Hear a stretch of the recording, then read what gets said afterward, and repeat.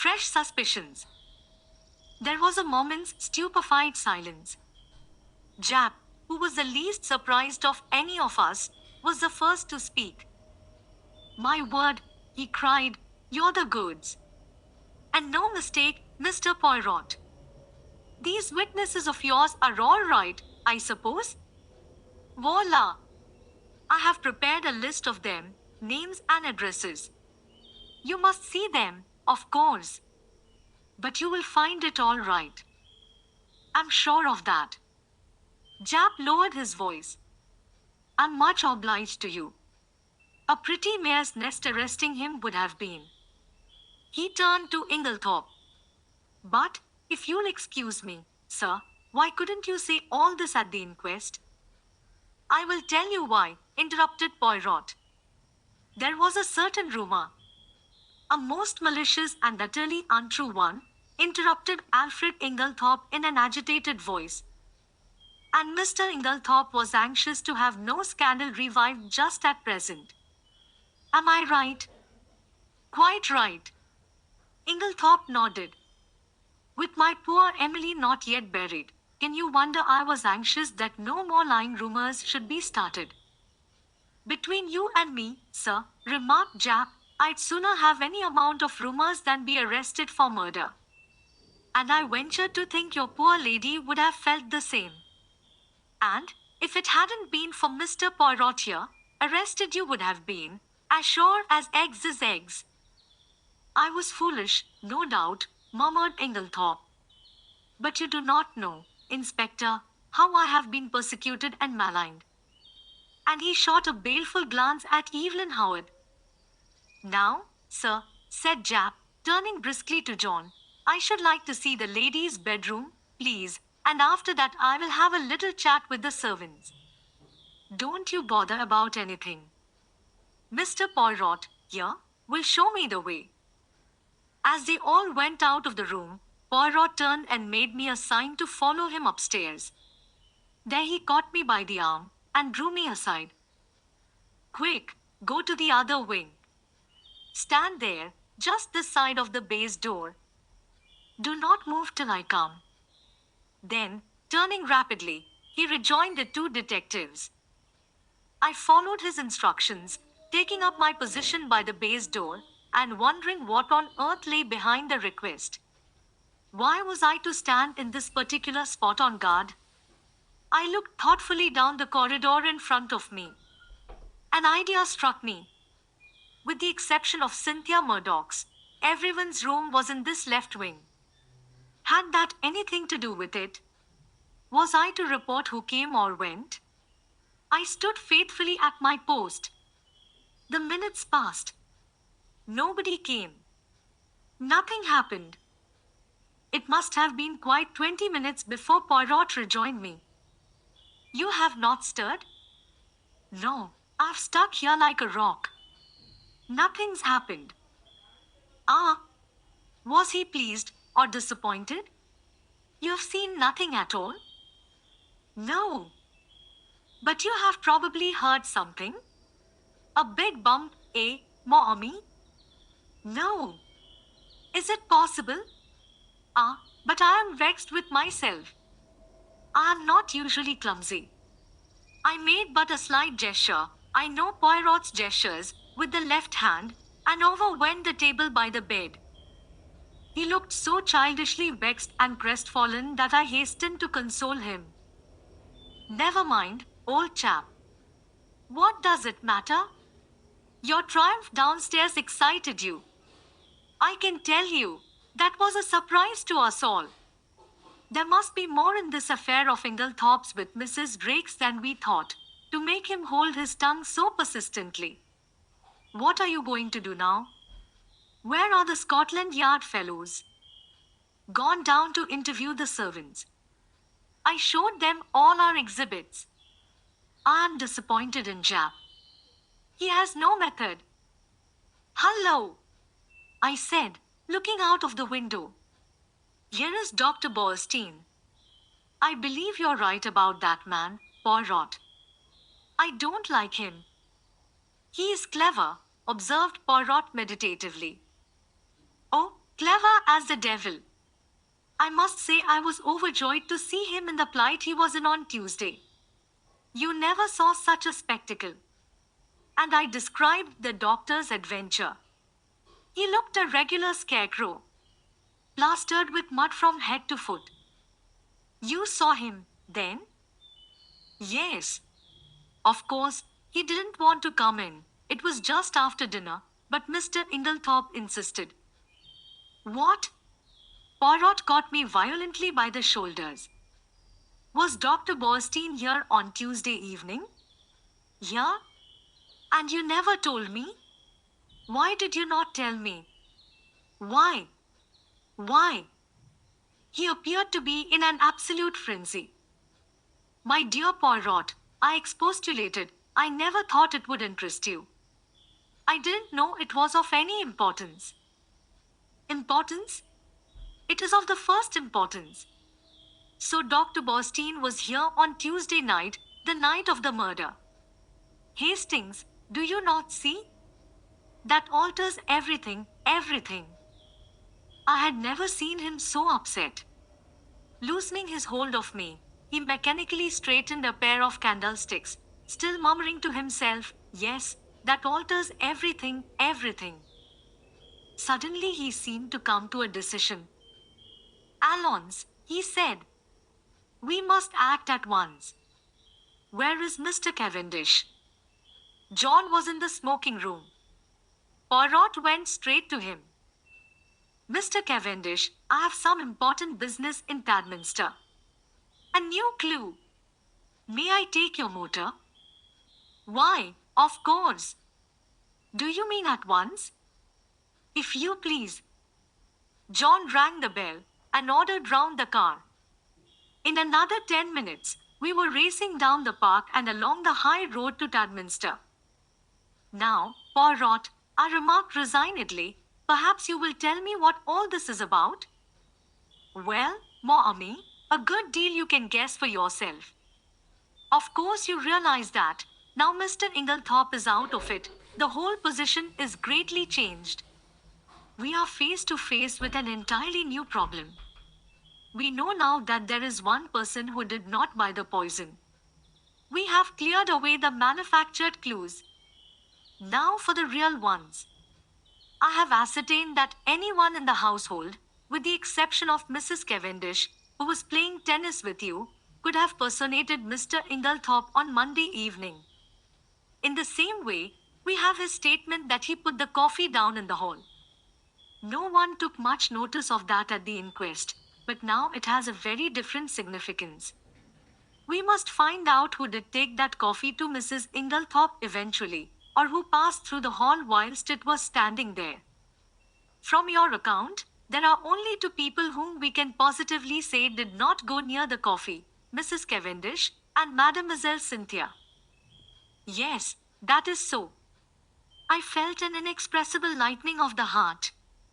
Mary Cavendish could certainly not rest under suspicion. In clearing Alfred Inglethorpe, continued Poirot, I have been obliged to show my hand sooner than I intended. As long as I might be thought to be pursuing him, the criminal would be off his guard. Now, he will be doubly careful. Yes, doubly careful. He turned to me abruptly. Tell me, Hastings, you yourself, have you no suspicions of anybody? I hesitated. To tell the truth, an idea, wild and extravagant in itself, had once or twice that morning flashed through my brain. I had rejected it as absurd, nevertheless it persisted. You couldn't call it a suspicion, I murmured. It's so utterly foolish. Come now, urged Poirot encouragingly. Do not fear. Speak your mind. You should always pay attention to your instincts. Well then, I blurted out, it's absurd, but I suspect Miss Howard of not telling all she knows. Miss Howard? Yes, you laugh at me. Not at all. Why should I? I can't help feeling, I continued blunderingly, that we have rather left her out of the possible suspects, simply on the strength of her having been away from the place. But, after all, she was only 15 miles away.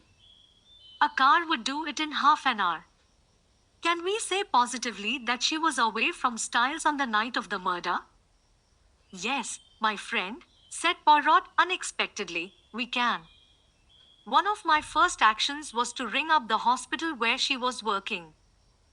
Well, well, I learned that Miss Howard had been on afternoon duty on Tuesday, and that, a convoy coming in unexpectedly, she had kindly offered to remain on night duty, which offer was gratefully accepted.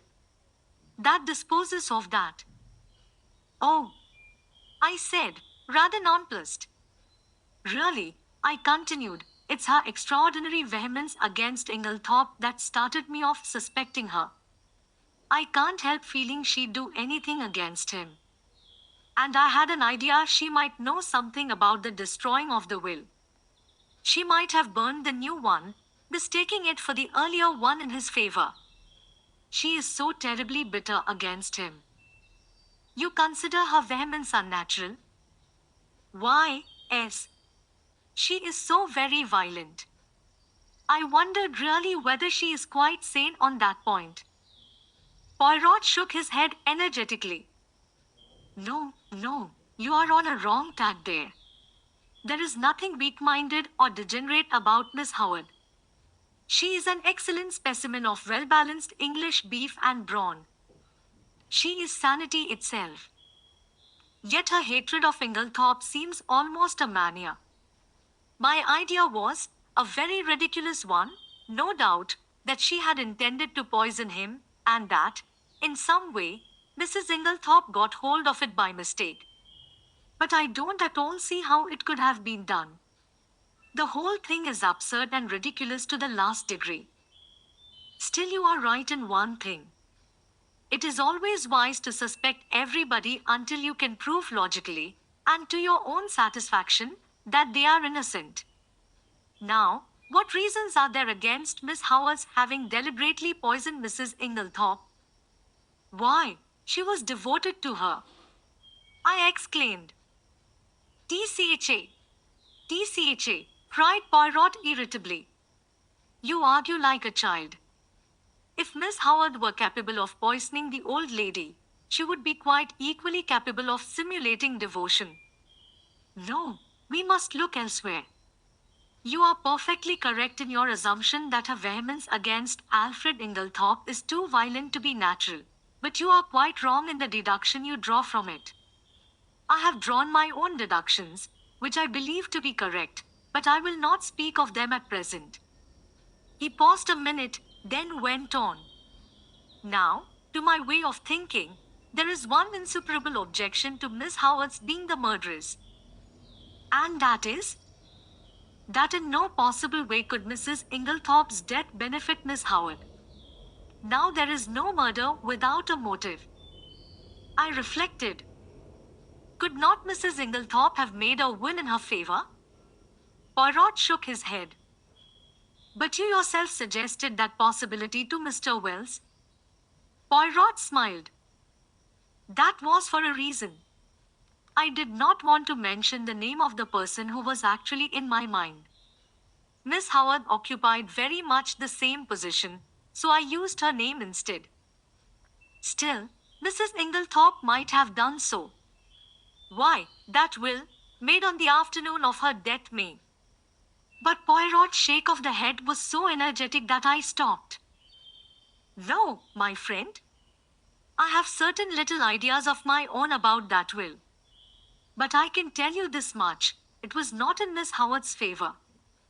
I accepted his assurance, though I did not really see how he could be so positive about the matter. Well, I said, with a sigh, we will acquit Miss Howard, then. It is partly your fault that I ever came to suspect her. It was what you said about her evidence at the inquest that set me off. Poirot looked puzzled. What did I say about her evidence at the inquest? Don't you remember? When I cited her and John Cavendish as being above suspicion? Oh, yes. He seemed a little confused, but recovered himself. By the way, Hastings, there is something I want you to do for me. Certainly. What is it? Next time you happen to be alone with Lawrence Cavendish, I want you to say this to him. I have a message for you from Poirot. He says, find the extra coffee cup, and you can rest in peace. Nothing more. Nothing less. Find the extra coffee cup, and you can rest in peace. Is that right? I asked, much mystified. Excellent. But what does it mean? That I will leave you to find out. You have access to the facts. Just say that to him, and see what he says. Very well, but it's all extremely mysterious. We were running into Tadminster now, and Poirot directed the car to the analytical chemist. Poirot hopped down briskly and went inside. In a few minutes he was back again.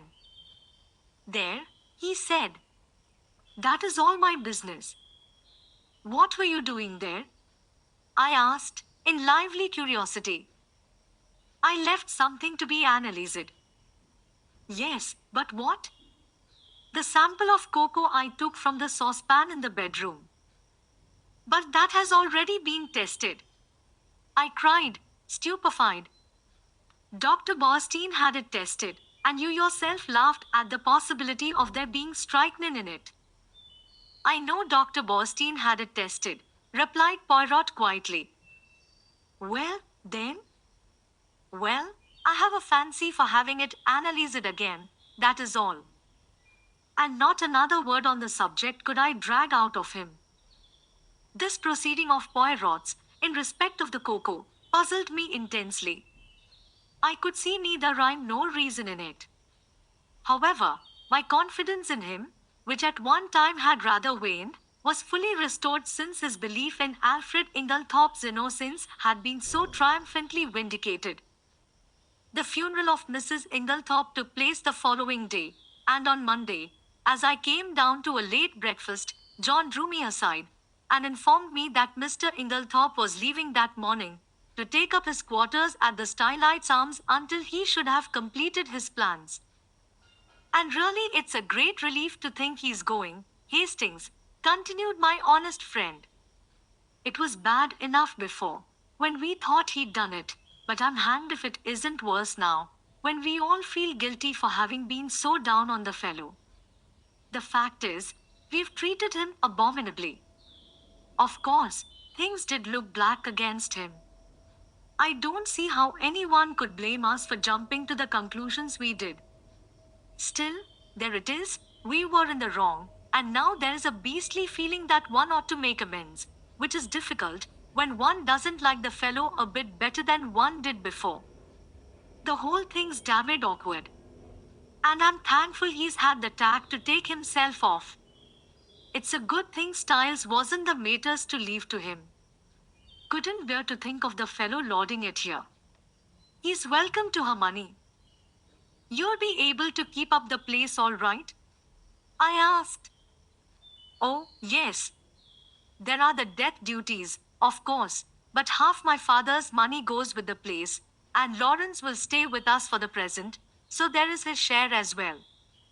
We shall be pinched at first, of course, because, as I once told you, I am in a bit of a hole financially myself. Still, the Johnnies will wait now. In the general relief at Inglethorpe's approaching departure, we had the most genial breakfast we had experienced since the tragedy. Cynthia, whose young spirits were naturally buoyant, was looking quite her pretty self again, and we all, with the exception of Lawrence, who seemed unalterably gloomy and nervous, were quietly cheerful at the opening of a new and hopeful future. The papers, of course, had been full of the tragedy. Glaring headlines, sandwiched biographies of every member of the household, subtle innuendos, the usual familiar tag about the police having a clue. Nothing was spared us. It was a slack time. The war was momentarily inactive, and the newspapers seized with avidity on this crime in fashionable life, The mysterious affair at Styles was the topic of the moment. Naturally, it was very annoying for the Cavendishes. The house was constantly besieged by reporters who were consistently denied admission but who continued to haunt the village and the grounds, where they lay in wait with cameras for any unwary members of the household.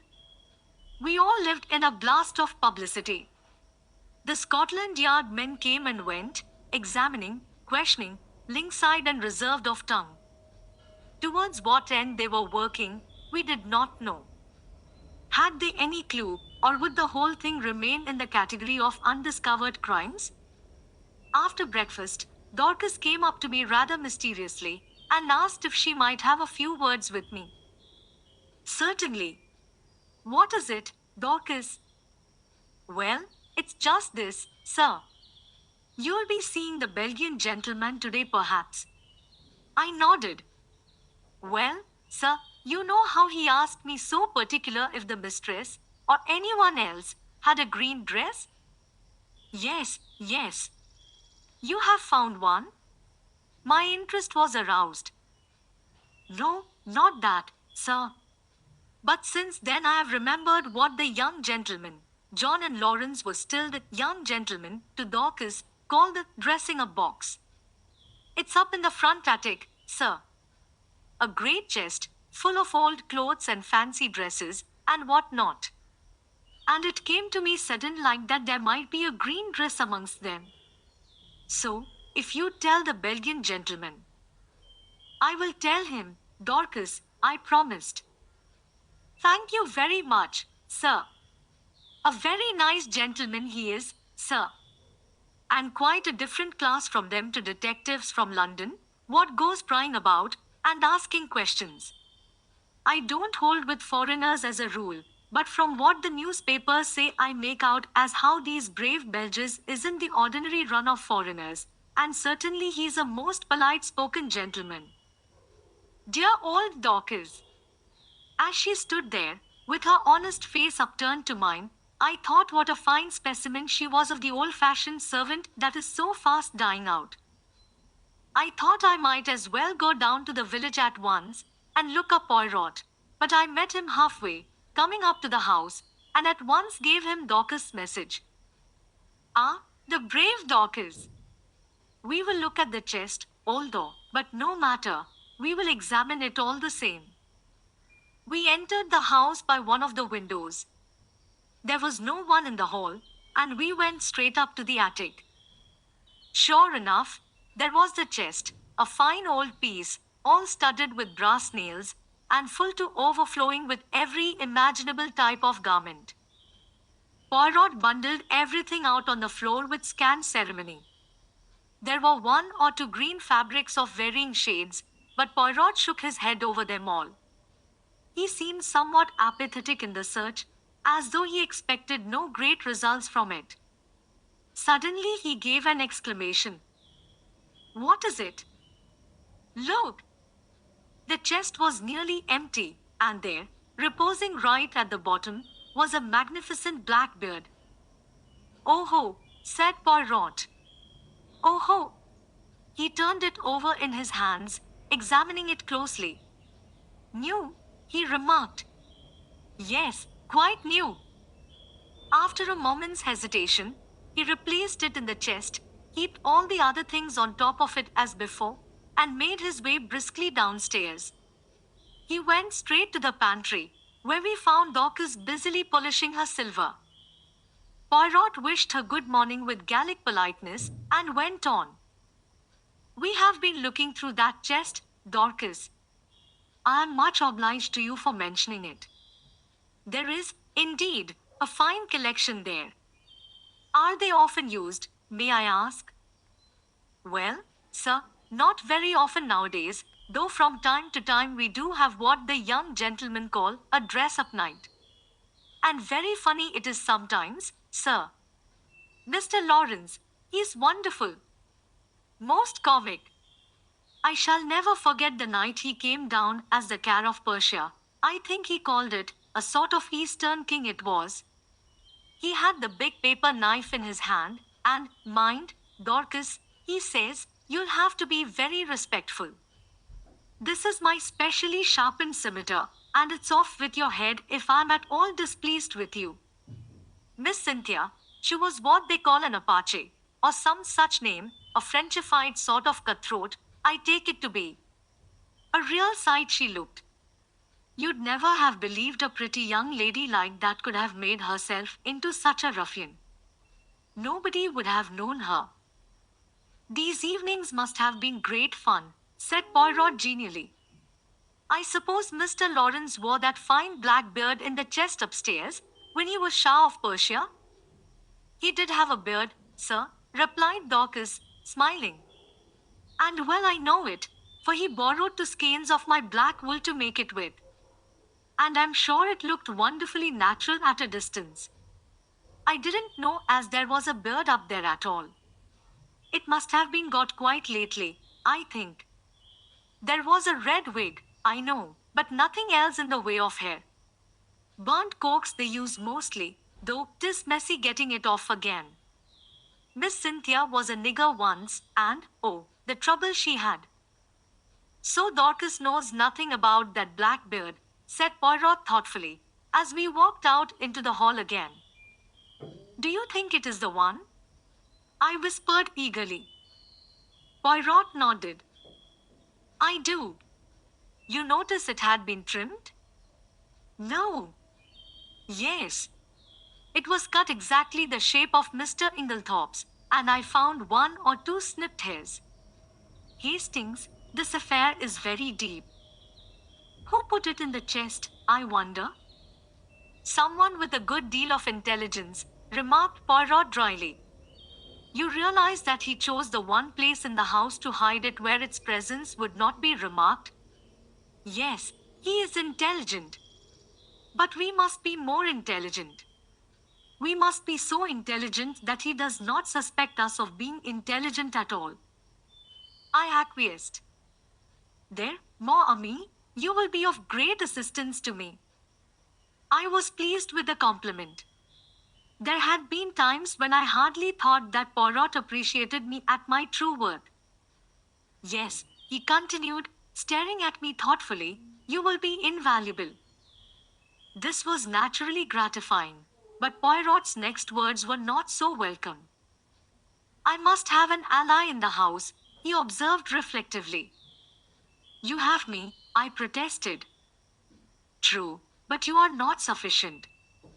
I was hurt, and showed it. Poirot hurried to explain himself. You do not quite take my meaning.